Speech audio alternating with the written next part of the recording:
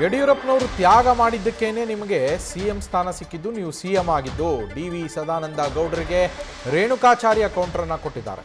ದಾವಣಗೆರೆಯಲ್ಲಿ ಮಾಜಿ ಸಚಿವ ರೇಣುಕಾಚಾರ್ಯ ಆಕ್ರೋಶವನ್ನು ಹೊರಹಾಕಿರುವಂಥದ್ದು. ವಿಜೇಂದ್ರ 2 ವರ್ಷ ಉತ್ತಮ ಸಂಘಟನೆಯನ್ನು ಮಾಡಿದ್ದಾರೆ, ನಿಮಗೆ ತಾಕತ್ತಿದ್ರೆ ಬಿ.ಎಸ್. ಯಡಿಯೂರಪ್ಪ ಹಾಗೆ ಬಿ.ವೈ. ವಿಜೇಂದ್ರ ಅವರ ಅವಶ್ಯಕತೆ ಇಲ್ಲ ಅಂತ ಹೇಳಿ ಅವರ ಅವಶ್ಯಕತೆ ಇಲ್ಲ ಅನ್ನೋದನ್ನ ನೀವು ಬಹಿರಂಗವಾಗಿ ಹೇಳಿ ಅಂತೇಳಿ ಸವಾಲನ್ನು ಕೂಡ ಹಾಕಿದ್ದಾರೆ. ಅಷ್ಟೇ ಅಲ್ಲ, ಇನ್ಮುಂದೆ ಈ ರೀತಿಯ ಷಡ್ಯಂತ್ರದ ಬಗ್ಗೆ ಮಾಡಿದರೆ, ಈ ಥರ ಮಾತನಾಡಿದ್ರೆ ನಾವು ಸಹಿಸೋದಿಲ್ಲ ಷಡ್ಯಂತ್ರಗಳನ್ನ ಅಂತ ಹೇಳಿ ಆಡಿಯೋ ವೈರಲ್ ಆಗಿರುವ ಬಗ್ಗೆ ಎಚ್ಚರಿಕೆಯನ್ನು ಕೂಡ ರೇಣುಕಾಚಾರ್ಯ ಕೊಟ್ಟಿದ್ದಾರೆ.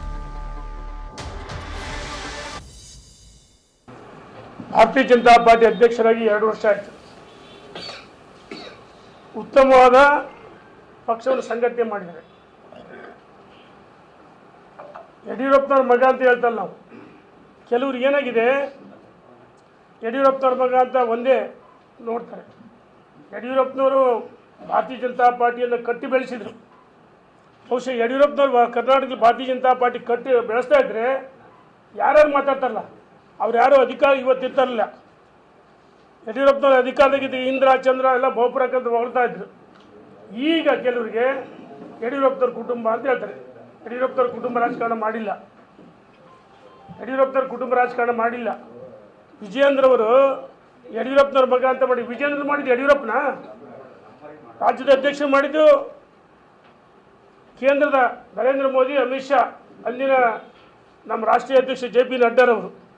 ಅವರ ನೇತೃತ್ವದಲ್ಲಿ ಲೋಕಸಭಾ ಅಧ್ಯಕ್ಷ ಗೆದ್ದಿದ್ದೀವಿ. ಅನೇಕ ಹೋರಾಟಗಳಾಗಿದೆ.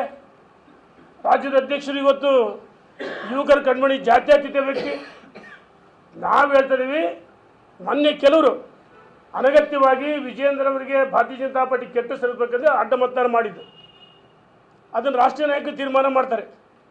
ಆದರೆ ನಾನು ಹೇಳ್ತಾ ಇದ್ದೀನಿ, ವಿಜಯೇಂದ್ರ ಪಕ್ಷವನ್ನು ಕಟ್ಟಿ ಬೆಳೆಸಿದ್ದಾರೆ ಯಡಿಯೂರಪ್ಪನವರಂತೆ. ಇವತ್ತು ಅವ್ರ ಕೊಡುಗೆ ಇದೆ.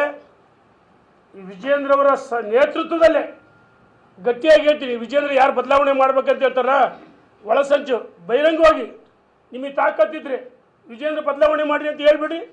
ಯಡಿಯೂರಪ್ಪನ ಅವಶ್ಯಕತೆ ಇಲ್ಲ ಅಂತ ಹೇಳ್ಬಿಡ್ರಿ. BJPಗೆ ನಾನು ಸವಾಲು ಹಾಕ್ತೀನಿ ಅಂತರಿಗೆ. ಯಡಿಯೂರಪ್ಪನ ಅವಶ್ಯಕತೆ ಇಲ್ಲ, ಯಡಿಯೂರಪ್ಪನ ಪಾರ್ಟಿನೇ ಕಟ್ಟಿಲ್ಲ, ಯಡಿಯೂರಪ್ಪ ಇನ್ನು ಬೇರೆ ಕಟ್ಟಿ ಪಾರ್ಟಿ ಬಂದು ಕೂತ್ಕೊಂಡ್ರು. ಸ್ವಾಮಿ, ನೀವೆಲ್ಲ ಯಡಿಯೂರಪ್ಪನವ್ರು ಕಟ್ಟಿದ ಪಾರ್ಟಿಗೆ ಭಾಳ ಮುಖ್ಯಮಂತ್ರಿಗಳಾದರು, ಸಚಿವರುಗಳಾಗಿದ್ದಾರೆ. ಇವತ್ತು ಶಾಸಕರಾಗಿದ್ದೀವಿ ಅಂದರೆ ದಕ್ಷಿಣ ಭಾರತದಲ್ಲಿ ಕರ್ನಾಟಕ ಯಡಿಯೂರಪ್ಪ ಮಾತ್ರ. ದೇಶಕ್ಕೆ ಮೋದಿ ಹಂಗೆ ಕರ್ನಾಟಕ ಯಡಿಯೂರಪ್ಪ. ಇನ್ನು ಮುಂದೆ ವಿಜೇಂದ್ರ ಬಗ್ಗೆ ಅನಗತ್ಯವಾಗಿ ಮಾತಾಡಿದ್ರೆ ನಾವು ಮಾಜಿ ಶಾಸಕರು, ಮಾಜಿ ಸಚಿವರು ಅನೇಕ ಕಾರ್ಯಕ್ರಮ ಮಾಡಿದ್ವಿ. ಯಡಿಯೂರಪ್ಪನವರು ವಿಜೇಂದ್ರ ಮತ್ತು ಮೇಲಿನ ಹೇಳಿಕೆ ನಿಲ್ಲಿಸಿದ್ದೀವಿ.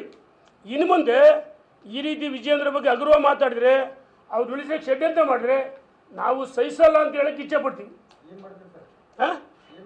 ನಾವು ಪರ್ಯಾಯ ಸಭೆ ಮಾಡ್ತೀವಿ.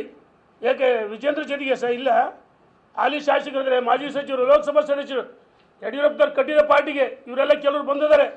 ಯಡಿಯೂರಪ್ಪನವ್ರ ಬಗ್ಗೆ ಟೀಕೆ ಮಾಡ್ತಾರೆ, ಕುಟುಂಬದ ಬಗ್ಗೆ ಟೀಕೆ ಮಾಡ್ತಾರೆ, ವಿಜೇಂದ್ರ ಬಗ್ಗೆ ಟೀಕೆ ಮಾಡ್ತಾರೆ. ಇದು ಒಳ್ಳೆಯದಲ್ಲ. ಅನಗತ್ಯವಾಗಿ ಕೆಲವರು ಒಂದು 3-4 ಜನ ವಿಜೇಂದ್ರ ಅವರಿಗೆ ಕೆಟ್ಟ ತರಬೇಕು, BJP ಕೆಟ್ಟ ತರಬೇಕು ಅಡ್ಡ ಮತದಾನ ಮಾಡಿದ್ದು. ಇದರ ರಾಷ್ಟ್ರೀಯ ನಾಯಕರಿಗೆ ಗೊತ್ತಿದೆ, ಯಾವ ಸಂದರ್ಭದಲ್ಲಿ ಯಾವ ತೀರ್ಮಾನ ಮಾಡಬೇಕು ಅದಕ್ಕೆ ಉತ್ತರ ಮೇಲಿನಲ್ಲಿ ಕೊಡ್ತಾರೆ. ವಿಜೇಂದ್ರ ಅವ್ರ ನೇತೃತ್ವದಲ್ಲೇ 2028 ನಾವು ಚುನಾವಣೆಗೆ ಹೋಗ್ತೀವಿ, ಮತ್ತೆ ಅಧಿಕಾರಕ್ಕೆ ಬರ್ತೀವಿ. ಇದು ಒಳ್ಳೆಯದಲ್ಲ ಅಂತ ಹೇಳಕ್ಕೆ ನ್ಯೂಸ್ ಫಸ್ಟ್ ನಿರ್ಭೀತಿಯಿಂದ ನಿಮ್ಮ ಪರವಾಗಿ.